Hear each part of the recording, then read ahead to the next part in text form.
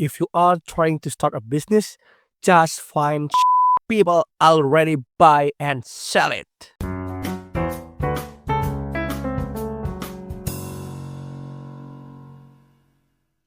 Halo semuanya, perkenalkan, nama saya Haruna Harinozuka, bisa dipanggil Haruna seorang virtual creator yang seringkali bahas tentang VTuber, content creation, self improvement, buku ya yang saya gemari. Bagi yang belum kenal, bagi yang baru join, welcome to this video, oke?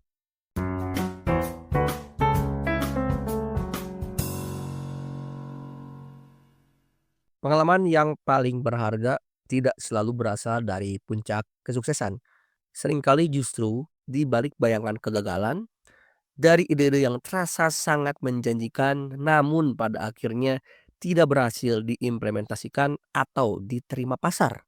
Kita menemukan intisari pelajaran yang jauh lebih membuka mata dan membentuk strategi masa depan.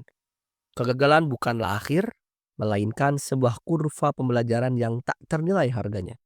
Hari ini, saya ingin membagikan sebuah refleksi singkat yang berakar pada pengalaman pribadi dan pengamatan terhadap ekosistem kreator.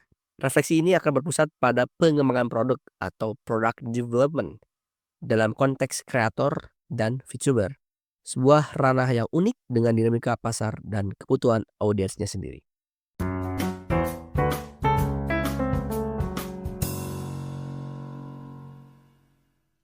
Kutipan Alex Hormozi yang tadi saya sebutkan adalah sebuah tamparan keras namun esensial bagi siapapun yang berkecimpung di dunia bisnis, termasuk kreator.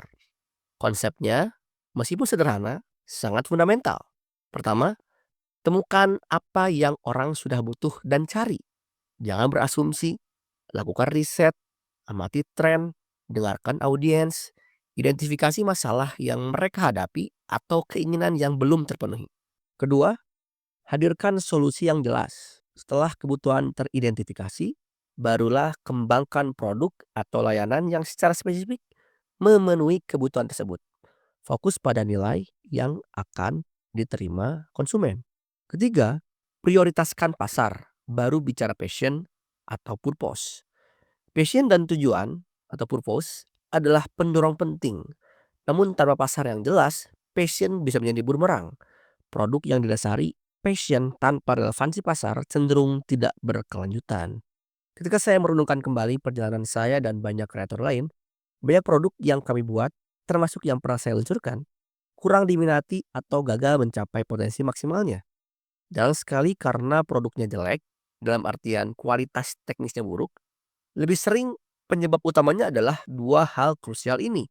Yang pertama adalah tidak benar-benar fit dengan kebutuhan pasar sejak awal. Ini adalah kesalahan fundamental. Kita mungkin membuat sesuatu yang kita pikir dibutuhkan, bukan sesuatu yang benar-benar dicari atau ingin dibayar oleh pasar. Gap ini bisa terjadi karena minimnya riset pasar, asumsi yang salah, atau terlalu terpaku pada ide pribadi tanpa validasi eksternal.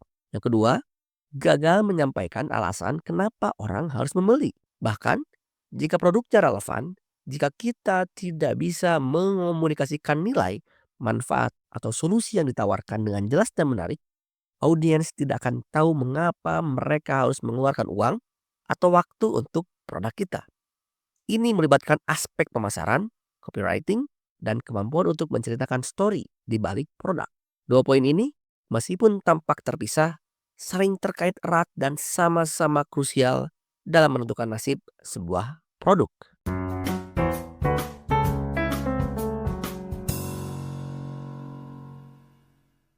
Target pasar saya adalah kreator dan VTuber, sebuah komunitas yang sangat dinamis, kreatif, dan seringkali memiliki kebutuhan yang sangat spesifik dan teknis. Pertanyaan reflektif muncul pada diri sendiri. Seberapa besar kebutuhan pasar kreator terhadap produk seperti e-book atau e-course?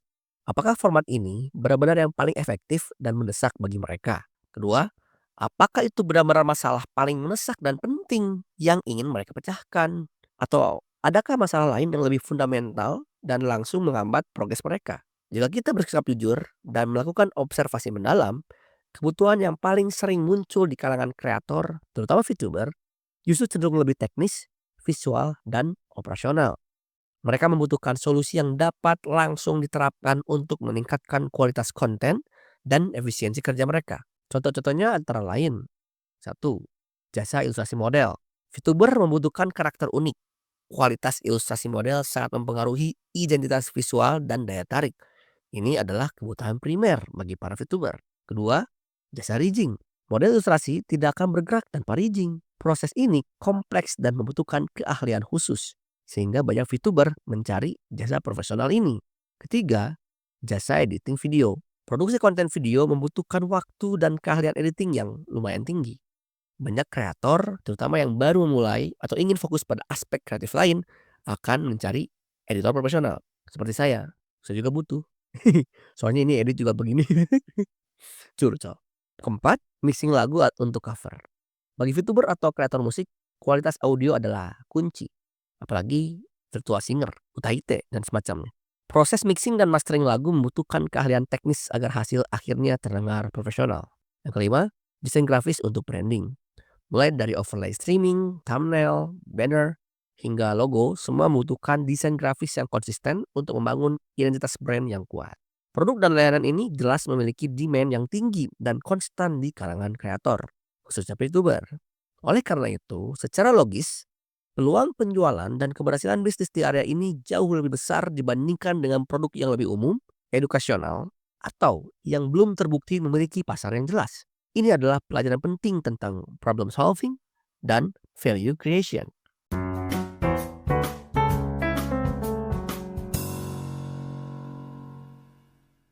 Dari proses refleksi ini, saya merangkum 3 hal sederhana namun sangat mendasar yang harus dipegang teguh oleh setiap kreator yang ingin mengembangkan produk atau layanannya mereka.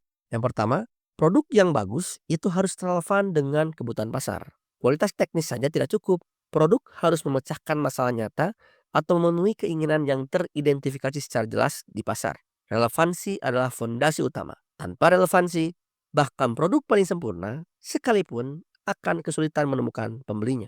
Yang kedua, jika produkmu memang solusi nyata, tugasmu tinggal belajar menyampaikannya dengan baik. Ini tentang marketing dan communication. Setelah validasi pasar terpenuhi, tantangan berikutnya adalah bagaimana mengomunikasikan nilai tersebut secara efektif. Ini melibatkan copywriting yang persuasif, strategi pemasaran yang tepat, dan kemampuan untuk menunjukkan bagaimana produkmu menjadi solusi spesifik untuk masalah mereka.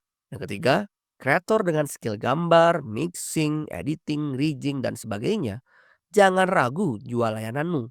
Pasarnya sudah ada. Jangan terpaku hanya pada monetisasi konten tradisional. Skill teknis yang kamu miliki adalah aset berharga. Ada banyak kreator lain yang membutuhkan bantuanmu. Pasar untuk layanan spesifik ini sudah terbentuk dan terus berkembang. Jadi jangan ragu untuk menawarkan keahlianmu sebagai sebuah produk atau layanan. Intinya, bukan sekadar produk bagus yang penting, tetapi produk yang dibutuhkan oleh pasar dan bisa didistribusikan secara luas kepada target audiens yang tepat. Segala sesuatu di luar itu, kata Alex Hormozi juga, seperti obsesi terhadap ide yang tidak memiliki pasar, adalah distraksi yang membuang waktu dan energi.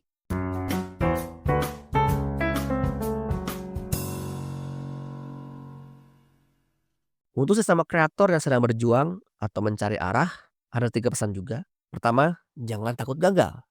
Kegagalan adalah data. Setiap ide yang tidak berhasil adalah informasi berharga tentang apa yang tidak berfungsi atau apa yang perlu diperbaiki. Anggap itu sebagai investasi dalam pembelajaran. Kedua, jangan gengsi kalau ide atau produkmu ternyata belum fit. Mengakui kesalahan adalah tanda kedewasaan dan kesediaan untuk beradaptasi. Pasar tidak peduli dengan ego kita.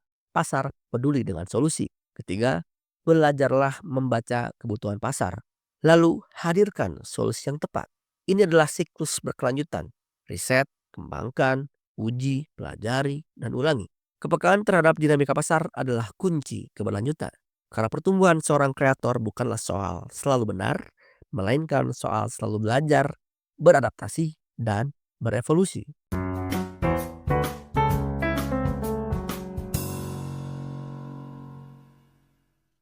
Sebagai penutup, saya ingin mengajak kamu untuk merenungkan pengalamanmu sendiri dan berbagi.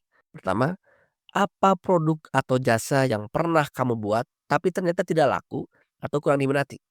Boleh dong bagikan ceritamu tanpa ragu ya di kolom komentar. Kedua, pelajaran apa yang paling berharga yang bisa kamu ambil darinya? Apa poin penting yang mengubah pandanganmu? Yang ketiga, jika bisa memulai ulang, apa yang akan kamu perbaiki? Produknya kah? Atau cara menyampaikannya? Atau pemasarannya? Refleksi ini dapat membantu kita mengidentifikasi kelemahan kritis dalam strategi kita. Saya Haruzuka, keep learning.